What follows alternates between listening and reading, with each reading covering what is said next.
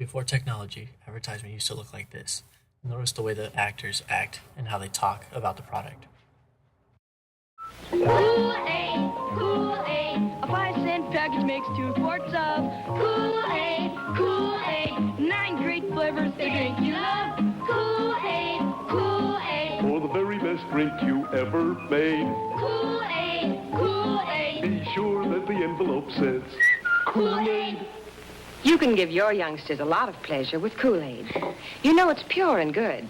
It has the Parents Magazine seal. And it's so thrifty.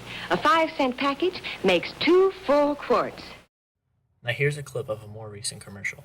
Pay attention and see how technology has changed the commercials. Working on Kool-Aid Jammers. Orange? How'd you know? Mind if we look around? Kool-Aid Jammers with 10% real fruit juice and vitamin C. I'm working on lemonade too. Jamming to gear, jamming to clear with orange and lemonade. Oh yeah. As you can tell, the two commercials are very different. Over the years, advertising has changed the way we view advertising. This is because technology has had an effect on that. There are many influences that made this change. The World Wide Web has had a huge influence on how we view the media. The study done in January showed that over 747 million adults logged onto the World Wide Web in January. This is because with the web, people are allowed to control what we want to research and view.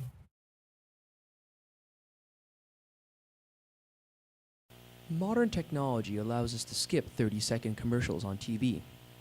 Many alternative forms of ads have appeared. I researched what these were and why they were effective. One type of alternative advertisement you're probably familiar with is product placement. Product placement is more common than many people realize. While it is often easy to spot, it can also be quite subtle. This form of advertisement is popular for things which are hard to sell using commercials, such as the Smith & Wesson Model 29 featured in the Dirty Harry movies. But Ian, this is a 44 Magnum, the most powerful handgun in the world, and would blow your head clean off. You've got to ask yourself one question. Do I feel lucky? Well, do you, punk? Drugs are also commonly sold through product placement because there's less regulation with this form of advertising.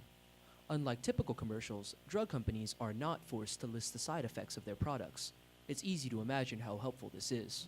Side effects may include upset stomach, headache, dry mouth, fatigue, insomnia, indigestion, sweating, constipation, decreased sex drive, menstrual complaints, dizziness, mild tremors, weakness, yawning, blurred vision, skin rash, sore throat, liver inflammation, abdominal pain, irregular heartbeat, increased blood pressure. Ads in video games are another effective alternative to the 30-second spot. Video games are a huge market. Popular video games often outsell blockbuster movies. Bungie's Halo 2 outsold Pixar's The Incredibles by over $50 million on their opening weekend. More and more celebrities are lending their voices, faces, and star power to the video game industry. A major selling point for many racing games is a highly realistic car selection. This form of product placement sells both the game and the cars. The same occurs in many games and their gun selections. Gamers are not only exposed to the products, but are given a chance to use them. Research has shown that this kind of interaction leads to longer memory of the product.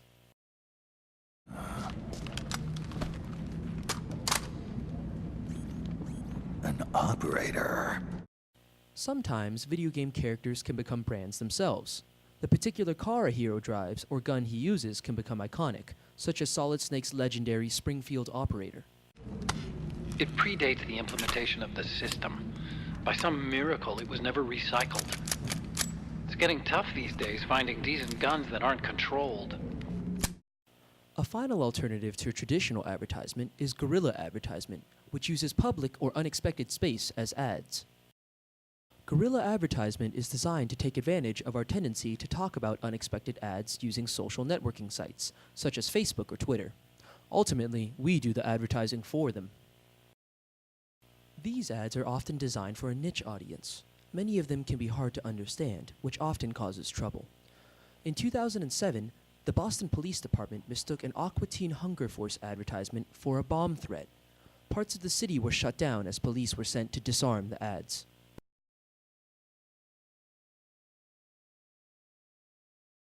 As we've observed the structure of advertisements change over time, there is also an observable change in the specific content of these commercials. Two ways in which these ads have changed are in the use of humor and in the use of actors. Take a look at this next clip.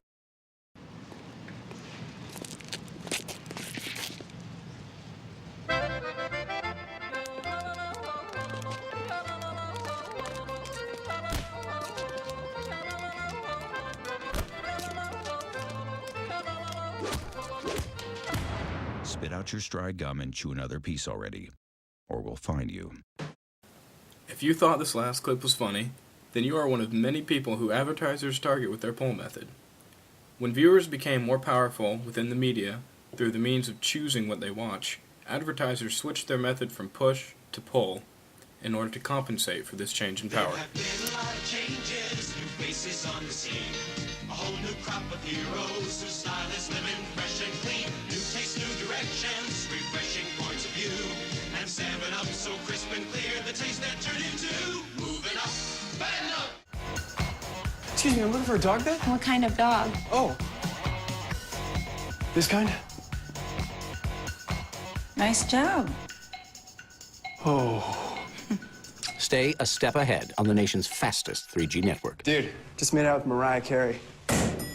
What we see here in these last two commercials is a shift from athletes being portrayed to the portrayal of movie stars and other pop idols.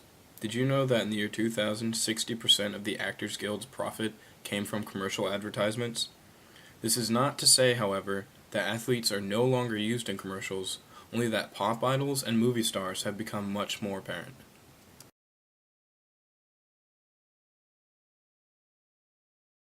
Coke ads have been prevalent in many previous generations. They spend about $176 million in advertising each year. We will always see a Coke ad somewhere. As we can see, this Coke ad is simple, straight to the point. It depicts their product. We see this ad depicting the values of father and son enjoying a glass of Coke. A message is given on the bottom to tell the onlooker a little something about their company. The ad is simple, straight to the point, and probably cheap to produce.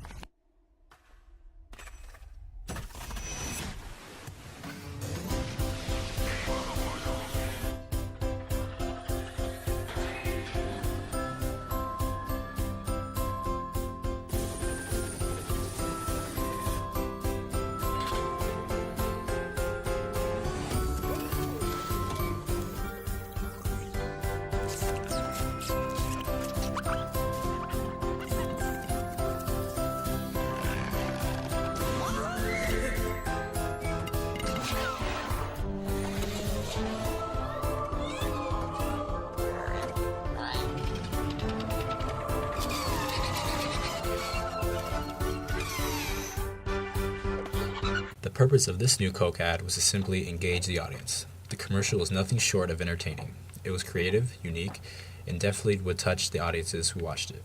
The biggest differences between the two ads would include the fact that this new one probably took a lot longer to produce, and the cost to produce it was probably exponentially higher. We see a change in the way we advertise in the sense that it not only does it promote a product, it is often seen as an entertainment entity as well.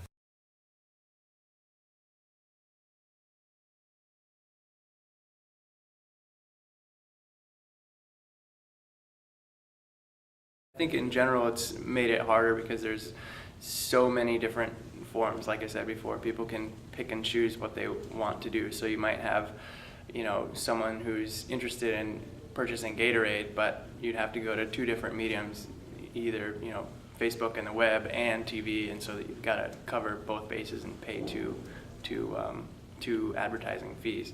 I think also for a newspaper, it's also probably more difficult.